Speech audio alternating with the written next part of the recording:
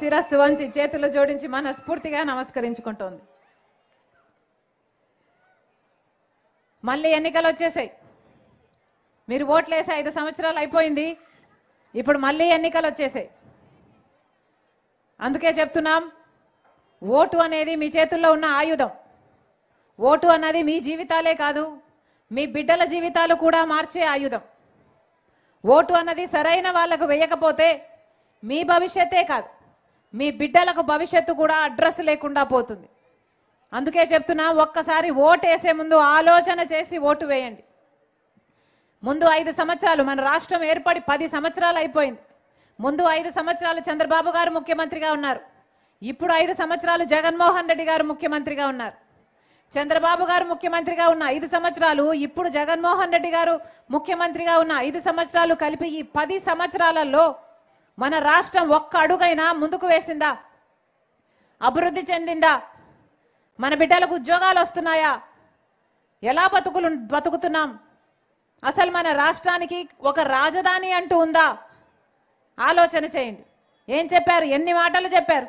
మోడీ గారు అయితే 10 సంవత్సరాలు, చంద్రబాబు గారు 10 సంవత్సరాలు ప్రత్యేక హోదా కావాలని ఆ రోజు అడిగితే మోడీ గారు 15 సంవత్సరాలు.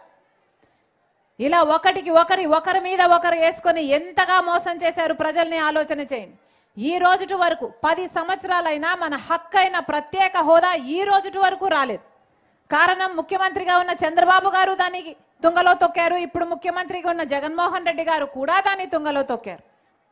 10 సంవత్సరాల క్రితం మనకు ప్రత్యేక హోదా వచ్చుంటే ఆ రోజుల్నే దాదాపు 10 లక్షల కోట్ల రూపాయలు విలువ చేసే ప్రత్యేక హోదా ఈ రోజుటి వరకు రాలేదు. అంటే ఈ రోజు విలువ వేస్తే కనీసం డబుల్ అవుతుంది.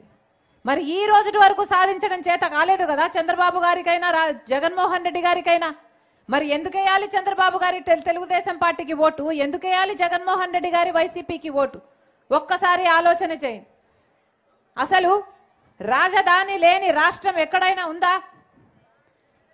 మన భారతదేశంలో రాజధాని లేని రాష్ట్రం ఎక్కడైనా ఉందా అమ్మా? ఇక్కడ ఉందిగా, మనకుందిగా. ఉందా మనకు రాజధాని? పక్కన హైదరాబాద్ ఉంది, బెంగళూరు ఉంది, చెన్నై ఉంది. అన్ని రాష్ట్రాలకు అన్నీ ఉన్నాయి. మనకేముంది? చిప్ ఉంది. మనకేముంది?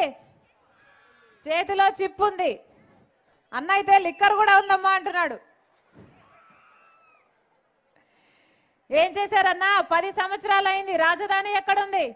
చంద్రబాబు గారు ఏం చెప్పారు? సింగపూర్ను కడతానన్నాడు చంద్రబాబు గారు.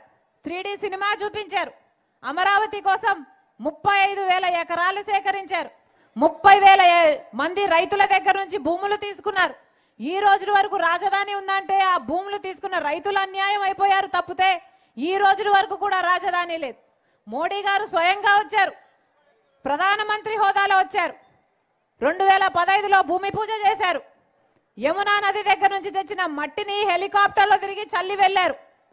మన చేతికి మిగిలింది ఆ మట్టే. మట్టి కొట్టిపోయారు మోడీ గారు. ఎన్ని మాటలు చెప్పారు? ఢిల్లీకి మించిన రాజధాని కడతానన్నాడు మోడీ గారు. అద్భుతమైన రాజధాని, ఆంధ్రుల ఆత్మ గౌరవంగా ఉండే రాజధాని కడతానన్నాడు. కట్టారా? కట్టారమ్మా?